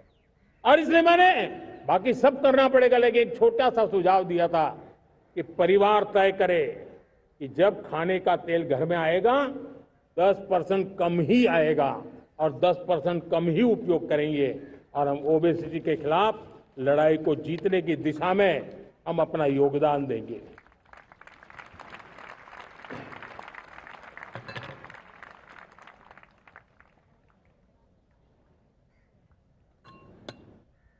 मेरे प्यारे देशवासियों, हमारा देश भाग्यवान है। हजारों साल की विरासत के हम धनी हैं, और वो हमें निरंतर ऊर्जा मिलती है, प्रेरणा मिलती है, त्याग और तपस्या की राह मिलती है। आज गुरु तेग बहादुर, यह वर्ष गुरु तेग बहादुर जी का 350वां शहीदी वर्ष है। देश की संस्कृति की रक्षा, भारत के मूल्यों की रक्षा के लिए उन्होंने अपना सब कुछ न्योछावर कर दिया। मैं आज उनको नमन करता हूं। साथियों, हमारी संस्कृति की ताकत हमारी विविधता है। हम विविधता को सेलिब्रेट करना चाहते हैं। हम विविधता को सेलिब्रेट करने की आदत बनाना चाहते हैं। यह हमारा गौरव है कि हमारा भारत माँ का यह बगीचा कितने विविध प्रकार के फूलों से सजा हुआ है, कितनी विविधताएं हैं। ये विविधता हमारे लिए एक बहुत बड़ा, हमारी विरासत है, बहुत बड़ा गौरव है। हमने प्रयागराज के महाकुंभ में देखा भारत की विविधता को कैसे जिया जाता है। एक स्थान पर करोड़ों लोग, एक ही भाव, एक ही प्राण, एक ही प्रयास, दुनिया के लिए बहुत बड़ा अजूबा है। महाकुंभ की वो सफलता भारत की एकता की, भारत के सामर्थ्य की दुहाई देती है। साथियों, हमारा देश भाषाओं की विविधता से बहुत ही भरा हुआ है, पुलकित है। और इसीलिए हमने मराठी, असमिया, बांग्ला, पाली, प्राकृत को क्लासिकल लैंग्वेज का दर्जा दिया है। और मेरा मत है हमारी भाषाएं जितनी विकसित होगी, हमारी सभी भाषाएं जितनी समृद्ध होगी, हमारे नॉलेज के सिस्टम को भी उतना ही बल मिलने वाला है। और हमारी वो ताकत है, आज जब डेटा का जमाना है ना, तो ये ताकत दुनिया के लिए भी बड़ी ताकत बन सकती है। इतना सामर्थ्य हमारी लैंग्वेज में। हमें हमारी सभी भाषाओं पर गर्व होना चाहिए। हमारी सभी भाषाओं के विकास के लिए हर किसी ने बनते हुए प्रयास करना चाहिए। साथियों, पांडुलिपि में हमारे ज्ञान के भंडार पड़े हैं, लेकिन उसके प्रति उदासीनता रही है। इस बार हमने ज्ञान भारतम योजना के तहत देश भर में जहां भी हस्तलिखित ग्रंथ है, जहां पांडुलिपियां हैं, सदियों पुराने जो दस्तावेज हैं, उनको खोज खोज करके आज की टेक्नोलॉजी का उपयोग करते हुए उस ज्ञान की समृद्धि को आने वाली पीढ़ियों के लिए काम आए, उस दिशा में काम कर रहे हैं। मेरे प्यारे देशवासियों, हमारा स्पष्ट मत है, यह देश सिर्फ सरकारें नहीं बनाती है, ये देश राज सत्ता पर विराजमान लोग ही नहीं बनाते हैं, ये देश शासन की धुरा संभालने वाले नहीं बनाते हैं। ये देश बनता है कोटि कोटि जनों के पुरुषार्थ से, ऋषियों के, मुनियों से, वैज्ञानिकों के, शिक्षकों के, किसानों के, जवानों के, सेना के, मजदूरों के, हर किसी के प्रयास से देश बनता है। हर किसी का योगदान होता है, व्यक्ति का भी होता है, संस्थाओं का भी होता है। आज मैं बहुत गर्व के साथ एक बात का जिक्र करना चाहता हूं। आज से 100 साल पहले एक संगठन का जन्म हुआ, राष्ट्रीय स्वयंसेवक संघ।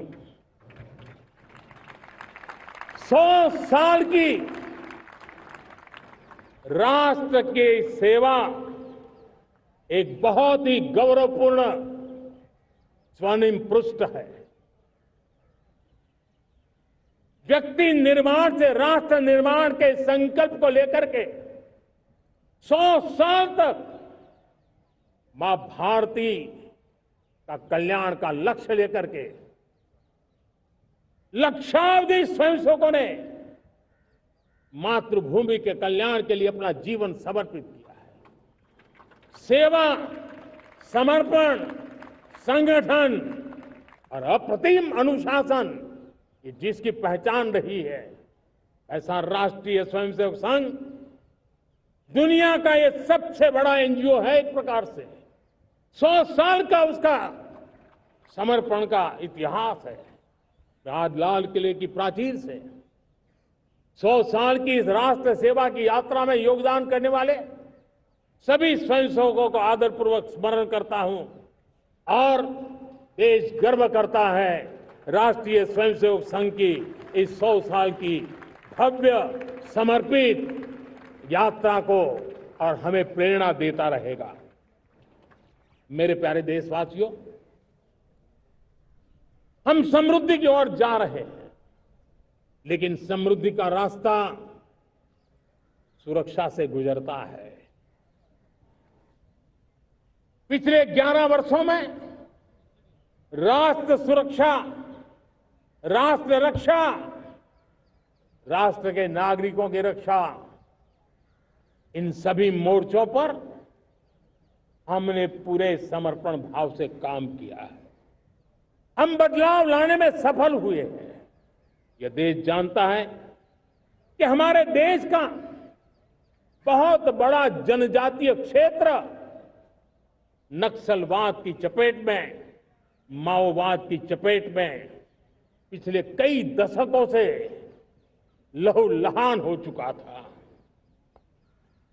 सबसे ज्यादा नुकसान मेरे आदिवासी परिवारों को हुआ। आदिवासी माताओं बहनों ने अपने सपने के होनहार बच्चों को खो दिया। नौजवान बेटे गलत रास्ते पर खींच लिए गए, भटकाए गए, उनकी जीवन को तबाह कर दिया गया। हमने फौलादी हाथ से काम लिया।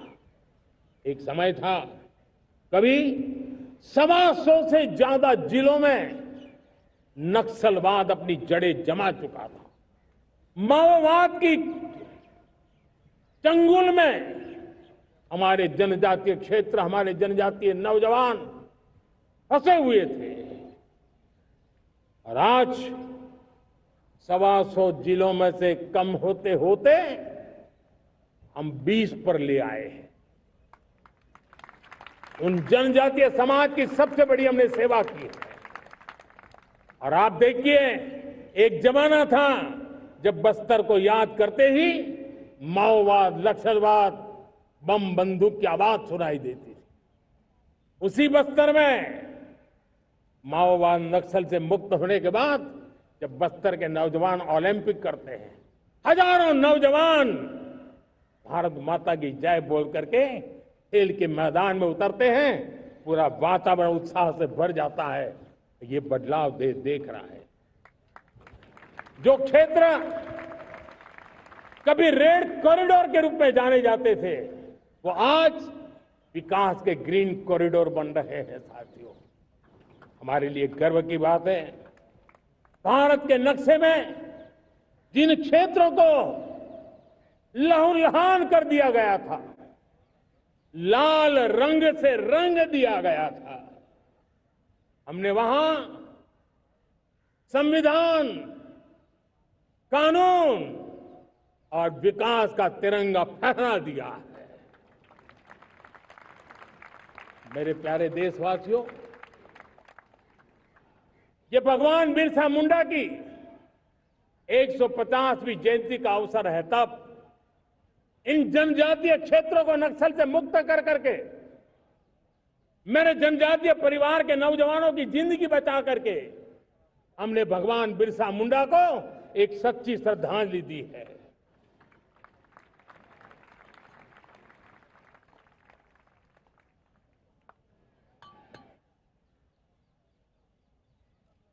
मेरे प्यारे देशवासियों, मैं आज देश के सामने एक चिंता, एक चुनौती के संबंध में आगाह करना चाहता हूं। षड्यंत्र के तहत, सोची समझी साजिश के तहत देश की डेमोग्राफी को बदला जा रहा है। एक नए संकट के बीज बोए जा रहे हैं और ये घुसपैठिए मेरे देश के नौजवानों की रोजी रोटी छीन रहे हैं। एक घुसपैठिए मेरे देश की बहन बेटियों को निशाना बना रहे हैं। ये बर्दाश्त नहीं होगा। ये घुसपैठिए भोले भाले आदिवासियों को भ्रमित करके उनकी जमीनों पर कब्जा कर रहे हैं। ये देश सहन नहीं करेगा। और इसलिए मेरे प्यारे देशवासियों, जब डेमोग्राफी परिवर्तन होता है, सीमावर्ती क्षेत्रों में डेमोग्राफी में परिवर्तन होता है, तब राष्ट्रीय सुरक्षा के लिए संकट पैदा होता है। देश की एकता, अखंडता और प्रगति के लिए ये संकट पैदा, सामाजिक तनाव के बीज बो देता है। और कोई देश अपना देश घुसपैठियों के हवाले नहीं कर सकता है। दुनिया का कोई देश नहीं कर सकता है, तो हम भारत को कैसे कर सकते हैं? हमारे पूर्वजों ने त्याग और बलिदान से आजादी पाई है, हमें स्वतंत्र भारत दिया है। उन महापुरुषों के प्रति हमारा कर्तव्य है कि हम हमारे देश में ऐसी हरकतों को स्वीकार न करें। उनकी सच्ची श्रद्धांजलि होगी। और इसलिए मैं आज लाल किले की प्राचीर से कहना चाहता हूं, हमने एक हाई पावर्ड डेमोग्राफी मिशन शुरू करने का निर्णय किया है। ये मिशन, इस मिशन के द्वारा ये जो भीषण संकट नजर आ रहा है, भारत पे मंडरा रहा है जो संकट है, उसको निपटाने के लिए तय समय में सुविचारित, सुनिश्चित रूप से अपने कार्य को करेगा। उस दिशा में हम आगे बढ़ रहे हैं। मेरे प्यारे देशवासियों, कल जन्माष्टमी का पावन पर्व है। भगवान श्री कृष्ण का जन्मोत्सव देश में मनाया जाता है।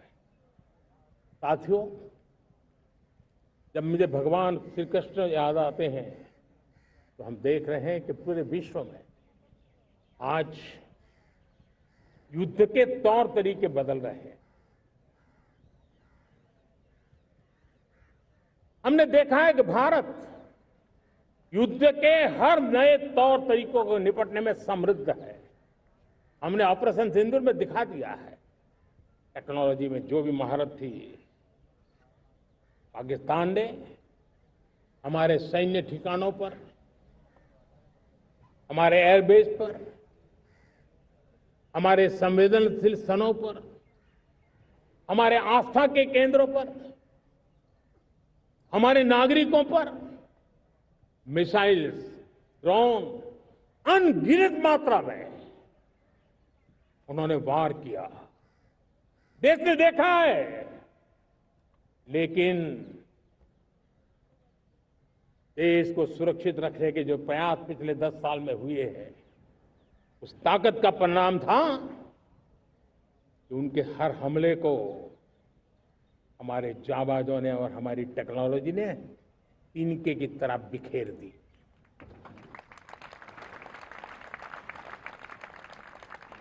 रत्ती भर नुकसान नहीं कर पाए। और इसलिए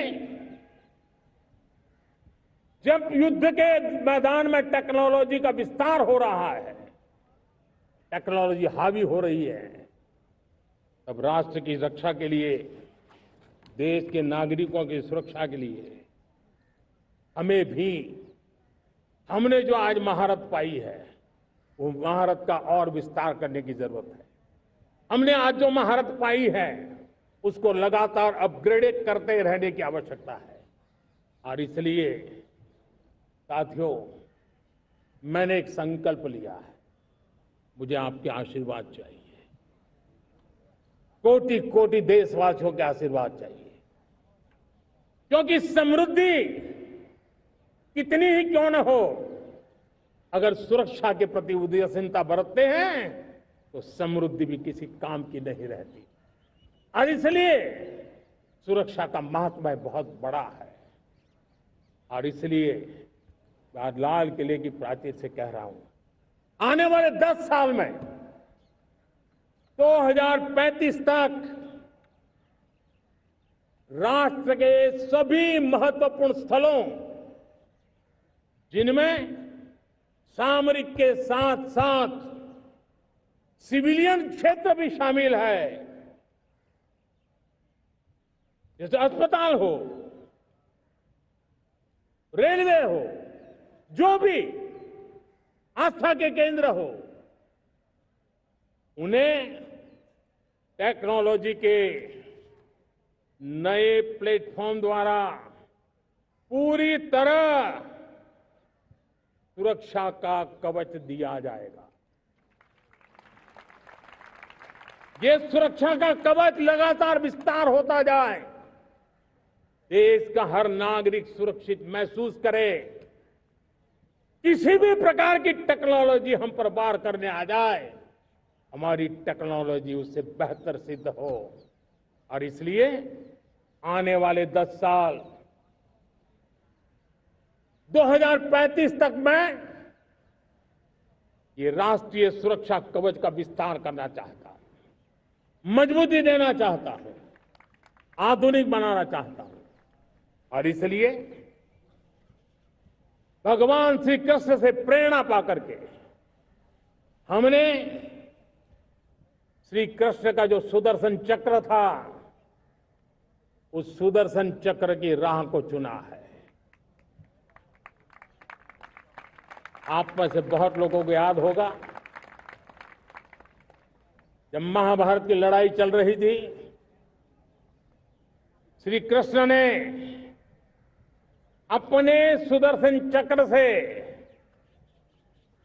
सूर्य के प्रकाश को रोक दिया था और दिन में ही अंधेरा कर दिया था। सूर्य प्रकाश को सुदर्शन चक्र से रोक दिया था। और तब अर्जुन ने जो शपथ ली थी जयद्रथ का वध करने की, उस प्रतिज्ञा को अर्जुन पूर्ण कर पाए थे। वो सुदर्शन चक्र के पराक्रम और रणनीति का परिणाम था। अब देश सुदर्शन चक्र मिशन लॉन्च करेगा।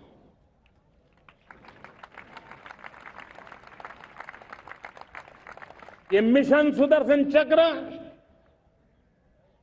एक पावरफुल वेपन सिस्टम दुश्मन के हमले को न्यूट्रलाइज तो करेगा ही करेगा, लेकिन कई गुना ज्यादा दुश्मन पर हिट बैक करेगा।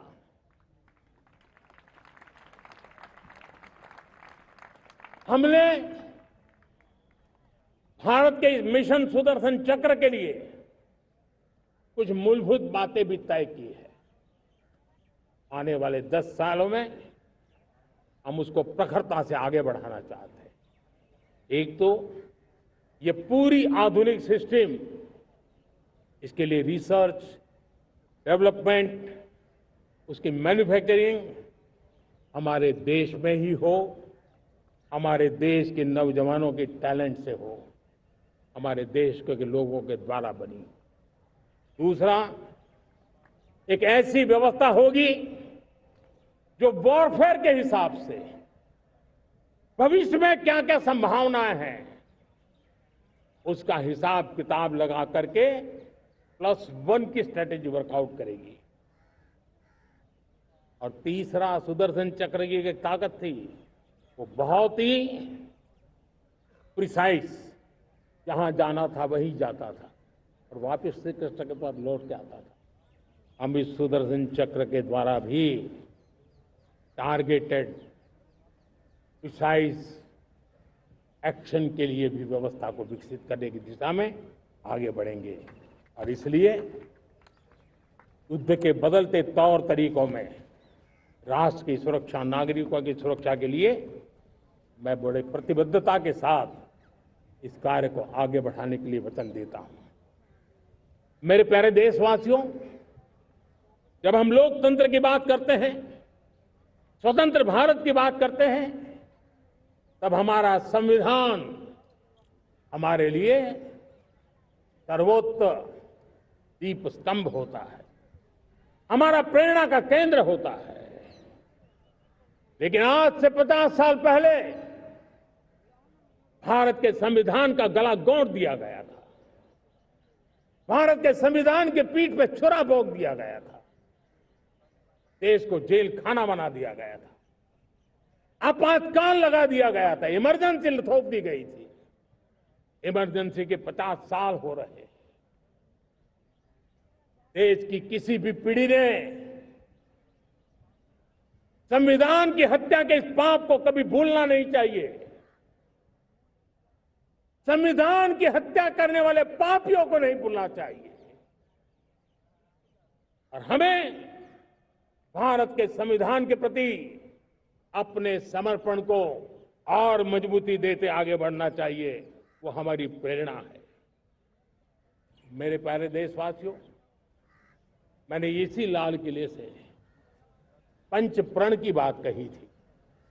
आज लाल किले से फिर से एक बार मेरे देशवासियों का पुनः स्मरण जरूर करना चाहता हूं। विकसित भारत बनाने के लिए न हम रुकेंगे, न हम झुकेंगे। हम परिश्रम की पराकाष्ठा करते रहेंगे और अपनी आंखों के सामने 2047 में विकसित भारत बना करके रहेंगे। मेरे प्यारे देशवासियों, हमारा दूसरा प्रण है कि हम हमारे जीवन में, हमारी व्यवस्थाओं में, हमारे नियम कानून परंपराओं में गुलामी का एक भी कण अब बचने नहीं देंगे। हम हर प्रकार की गुलामी से मुक्ति पाकर के ही रहेंगे। मेरे प्यारे देशवासियों, हम अपनी विरासत पर गर्व करेंगे। हमारी पहचान का सबसे बड़ा आभूषण, सबसे बड़ा गहना, सबसे बड़ा मुकुटमणि हमारी विरासत है। हम विरासत का गर्व करेंगे। मेरे प्यारे देशवासियों, इन सब के लिए एकता, ये मंत्र सबसे बड़ा शक्तिशाली मंत्र है और इसलिए एकता की डोर को कोई काट न सके, ये हमारा सामूहिक संकल्प होगा। मेरे प्यारे देशवासियों, मां भारती के प्रति कर्तव्य निभाना ये पूजा से कम नहीं है, तपस्या से कम नहीं है, आराधना से कम नहीं है। और उसी भाव से हम सब मातृभूमि के कल्याण के लिए परिश्रम की पराकाष्ठा करते हुए 2047 विकसित भारत के लक्ष्य को पार करने के लिए अपने आप को अपा देंगे, अपने आप को झोंक देंगे। जो भी सामर्थ्य है, कोई भी अवसर को छोड़ेंगे नहीं। इतना ही नहीं, नए अवसरों को निर्माण करेंगे और निर्मित करने के बाद हम 140 करोड़ देशवासियों के सामर्थ्य से आगे बढ़ते ही रहेंगे, बढ़ते ही रहेंगे, बढ़ते ही रहेंगे। मेरे प्यारे देशवासियों, हमें याद रखना है, 140 करोड़ देशवासियों को याद रखना है, परिश्रम में जो तपा है, परिश्रम में जो तपा है, उसने ही तो इतिहास रचा है। परिश्रम में जो तपा है, उसने ही तो इतिहास रचा है। जिसने फौलादी चट्टानों को तोड़ा है, जिसने फौलादी चट्टानों को तोड़ा है, उसने ही समय को मोड़ा है। जिसने फौलादी चट्टानों को तोड़ा है, उसने ही समय को मोड़ा है। और समय को मोड़ देने का भी, समय को मोड़ देने का भी यही समय है, सही समय है। मेरे प्यारे देशवासियों, एक बार फिर आप सबको आजादी के इस महान पर्व की अनेक अनेक शुभकामनाएं देता हूं, बहुत बहुत बधाई देता हूं। मेरे साथ बोलेंगे, जय हिंद, जय हिंद, जय हिंद। भारत माता की, भारत माता की, भारत माता की। वंदे, वंदे, वंदे। बहुत बहुत धन्यवाद।